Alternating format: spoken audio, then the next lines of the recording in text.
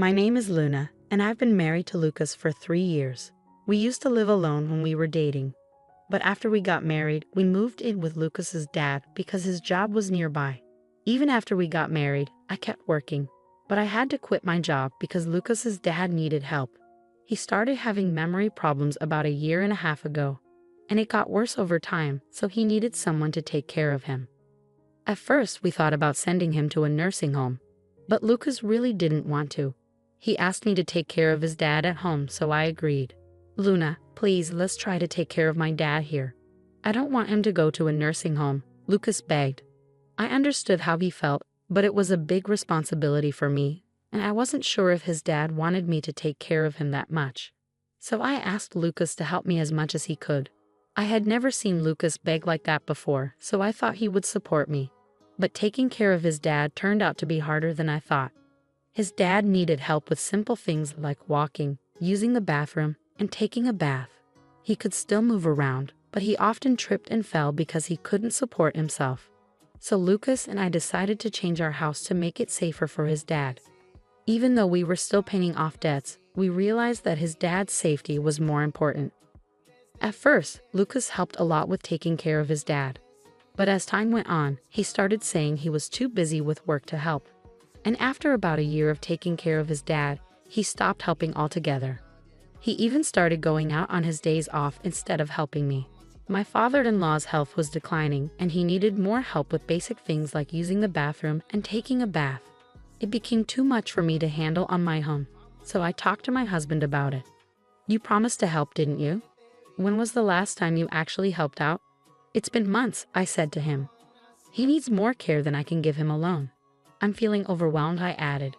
I think we should seriously consider putting him in a nursing home instead of trying to take care of him at home, I suggested. We agreed to take care of him at home until the end, but at least we should consider getting professional caregivers involved. Your dad needs more help than we can give him alone, and there are people who are trained to do this. I'm not strong enough to handle everything, especially tasks like bathing, I explained. But my husband didn't agree with me. He got upset and left before we could finish talking. Lately, I've noticed he's been stressed about money. However, I couldn't keep taking care of his dad on my own. So even without my husband's approval, I started arranging for home care services.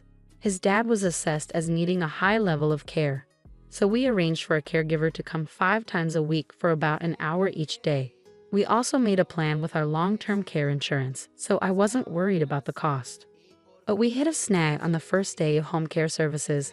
Hi, I'm Mira, your caregiver. I'm here to help you from now on, she said.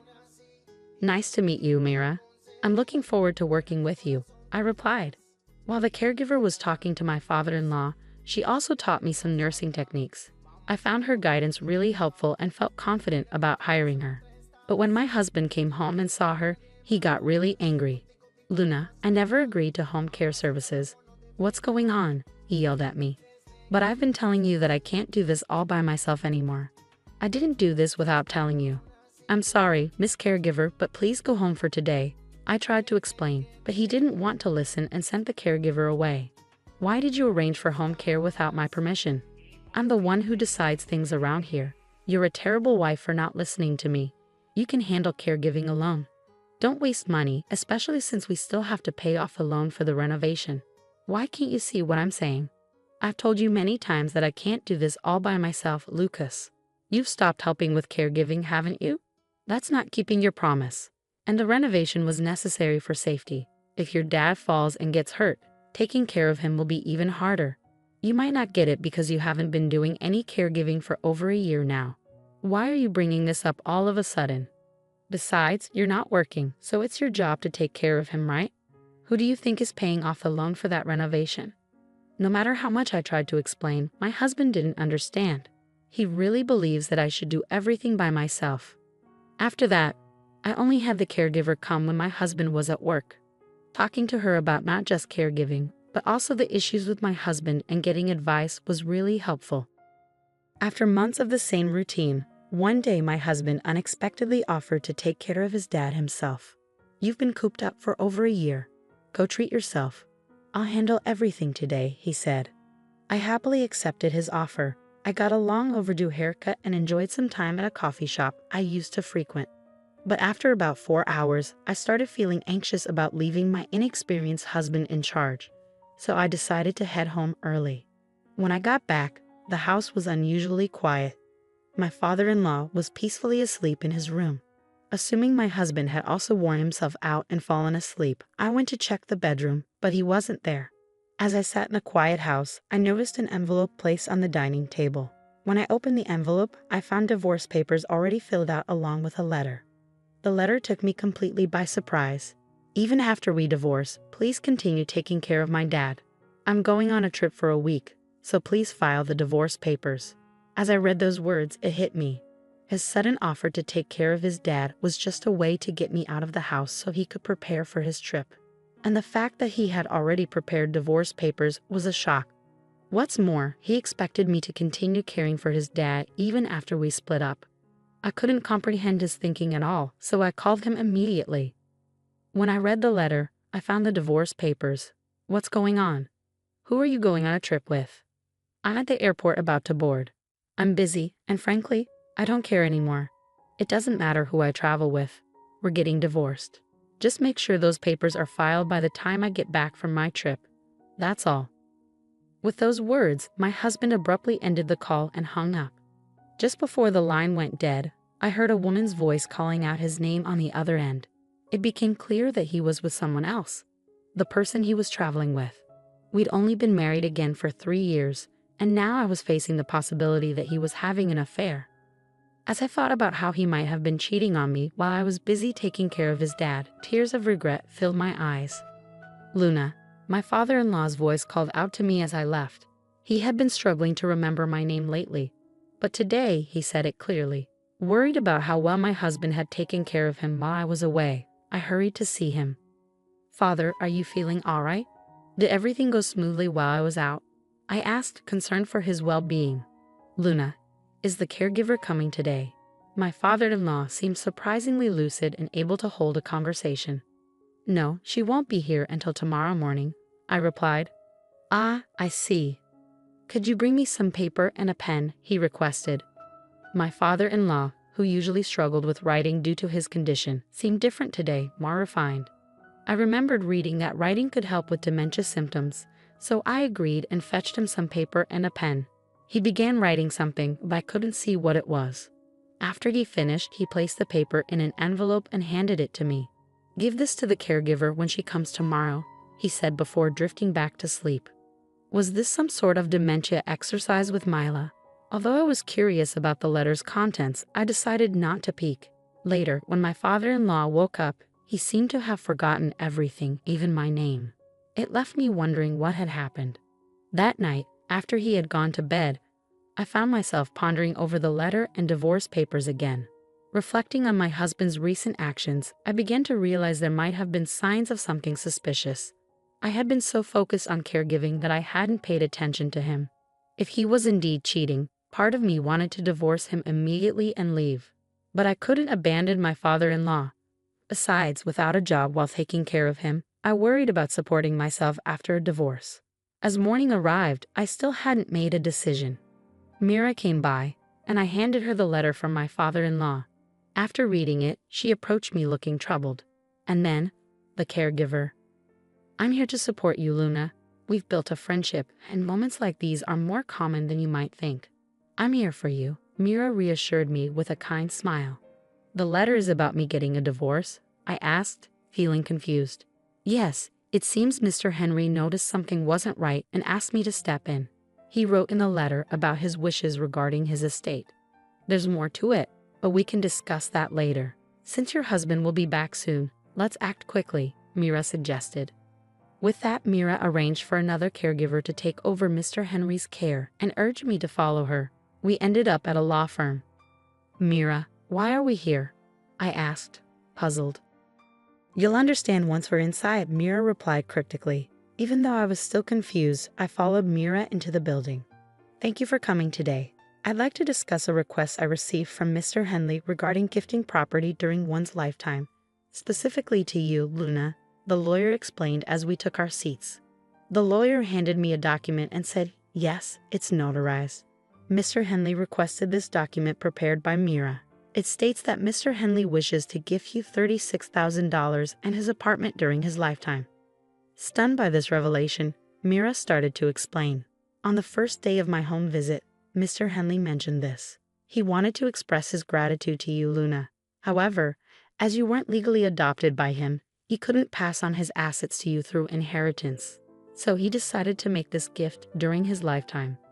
I'm incredibly grateful. I need to thank my father-in-law right away, I said, feeling overwhelmed with emotion. Before we head back, there's one more place we need to stop by, Mira said, leading me out of the law firm. We made another quick stop before finally returning home. Once we were back, I expressed my heartfelt gratitude to my father-in-law, even though he didn't seem to fully understand. I kept telling him how thankful I was. Sadly, 3 days later, he passed away due to complications from his worsening dementia. I tried calling my husband, who was still traveling abroad, but he didn't pick up, perhaps assuming it was about the divorce. There's no other option, Mira said, guiding me through the necessary arrangements. As we gathered with relatives to make preparations, my husband's absence, being the biological son of my father-in-law, was a point of contention for some. 2 days later, my husband returned home, completely unaware of what had transpired. He was immediately bombarded with questions from all sides. Hey, help me out here. I swear I'm not cheating. I was just taking a vacation to unwind after being a caregiver every day, my husband protested. You can't lie twice. Even if you claim you were caregiving, there's no evidence to support that, I countered. I know for a fact that you went on that vacation with your mistress. Security cameras at the airport caught you two acting like lovers, I added firmly. With that revelation, my husband seemed to resign himself to the judgmental stares from the relatives. Several days later, once the tension had eased, I proceeded to file for divorce. I planned to move into the apartment my father-in-law had gifted me before his passing. As I made preparations for the move, my husband called. Luna, where are you? I just found out that I'm not the beneficiary of his life insurance, you are. All I was supposed to get was his life insurance. What are you going to do about this? He demanded. What did you tell my dad while you were taking care of him? You and that female caregiver must have conspired together. You two planned this, he accused angrily. It was your father's wish. Mira and I only followed his instructions, I explained calmly. Well, we're divorced now, and you and your mistress will be hearing from my lawyer soon. Make sure to pay up for the compensation, I added firmly. What do you mean we're divorced? Besides, since you got my dad's life insurance, you can consider it as your consolation money, right? So I don't owe you anything, my husband retorted arrogantly. It seemed he had forgotten that he had left me the divorce papers to file before he left for his trip. I was surprised by his callous attitude. The divorce papers were left by you with a letter asking me to submit them, weren't they? And the life insurance is a precious inheritance from your father, not something I received from you. So you should cover the compensation, I insisted firmly. My husband was speechless at my words, unable to respond. We realized we weren't making any progress and decided to end the call. He continued to call several times afterward, but following Mira's advice, I changed my phone number. I still see Mira occasionally. Even after my father-in-law passed away, she did more for both him and me than my own family, including my husband. I'm truly grateful to her. Eventually, it seemed that the truth reached my husband and his mistress, and I received a call from their lawyer. Lucas told me you were the one in charge, even though I didn't know the full story. I'm sincerely sorry for going on that trip while Lucas's father was struggling. I've already paid the compensation, and I don't plan to see Lucas anymore, she said. That's how things went down. I thought they might refuse to pay, so I was surprised when they didn't. I can't figure out why someone smart like her would fall for my husband. Anyway, he ended up having to pay her in bits. She was pretty well off, and my husband, trying to impress her, spent almost all his savings.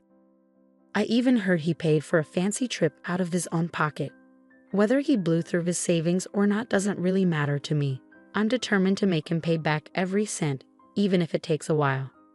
Luckily, we have a family home under my father-in-law's name, so finding a place to live won't be an issue.